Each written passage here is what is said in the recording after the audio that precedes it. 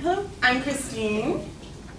All right, my opponent offers that prostitution, or the legalization of prostitution, wouldn't increase economic growth for the nation, which is wrong. Personal income taxes for prostitutional practitioners would generate federal tax gains in the $1 billion range. According to Malia Delisandri, she wrote a cost-benefit analysis on the legalization of prostitution, and she estimated the median number of prostitutes employed in a Nevada brothel to be about 25, for a total of 475 prostitutes statewide. Again, assuming Nevada would be on par with the average of all states, some states would have more prostitutes with some having fewer. We can estimate personal income tax revenues that would be collected by the federal government at $2,644,800,000 annually. And the way we get this number is they take half the income of the prostitute, because ideally when you're a prostitute, half the house gets your income, and then you get to keep half your income, and half their income is $111,360 a year.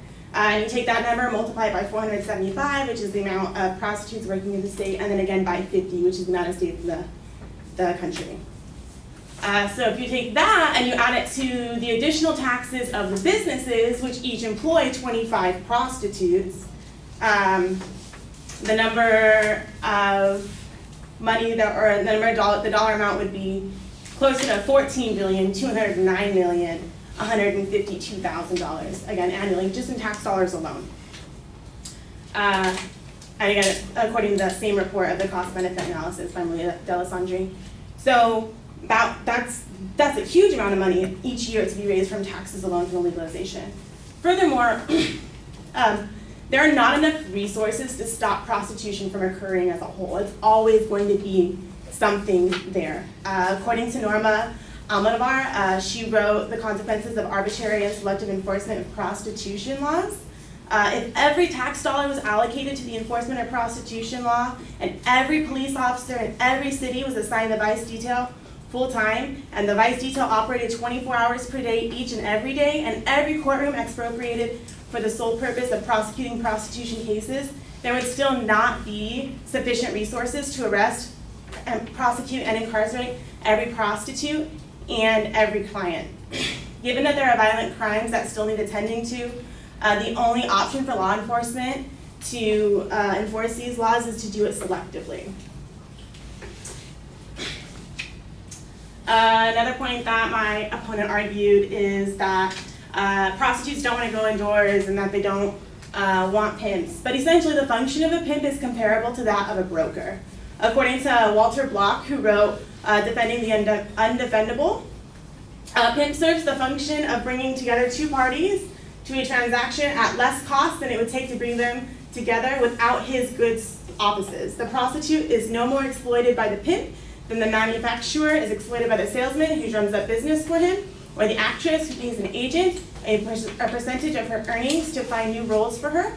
In these examples, the employer, by means of the employee's services, earns more than the cost of hiring the employee. He offers that, or my opponent also offers that these women don't want to be in the profession. They don't. It's like the last resort. But realistically, women have a right to do their bodies as they please.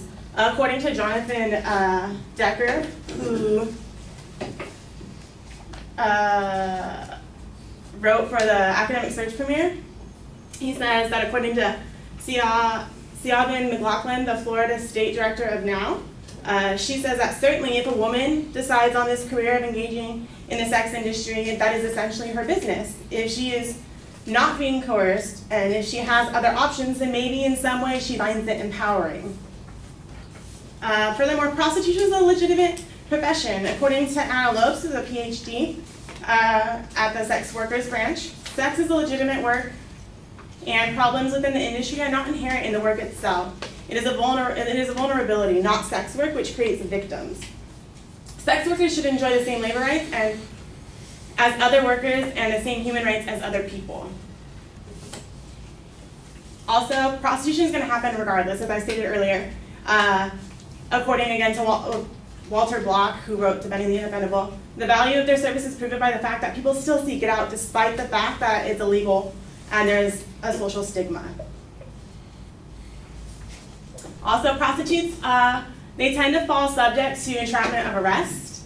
According to Norma Almadar, who wrote The Consequences of Arbitrary and Selective Enforcement, in Virginia County, the Sheriff Howard Smith has stated that he stands by the practice of allowing his detectives to receive sexual services in the course of their investigations in order to build a case that the owner of the business knew of and profited from illegal sexual acts for money by the employees.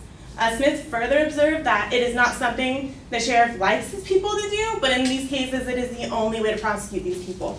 So the only way to catch people that are partaking in illegal acts of prostitution currently are to set them up and to catch them by setting them up for entrapment, which is illegal also. Furthermore, once they're arrested, they become an icon. And so, according to Sex Work and Health, individuals that are arrested on prostitution charges often modify their work and tend to make more riskier decisions when it comes to making a deal, so to speak. They don't want to be on the street as long, so they're willing to agree to unsafe practices to get off the street and to make that dollar, so to speak. Also, prostitutes tend to be dehumanized. They are looked down not as objects as opposed to people because of the stigmatization of the profession. According to ARX-M, he quotes a Supreme Court judge who succinctly stated, when despite the jury's protestations, he says that a prostitute could not be the victim of rape, and who in the hell is going to believe a whore on the witness stand anyway? So, as you can see, current conditions for our women that are partaking in prostitution as of right now are really dangerous, they're not really fair. As a nation, we're throwing tons of tax dollars into a bottomless pit to try to maintain or contain this issue that's not containable. And the economic gain would be astounding, so to speak, with the taxation.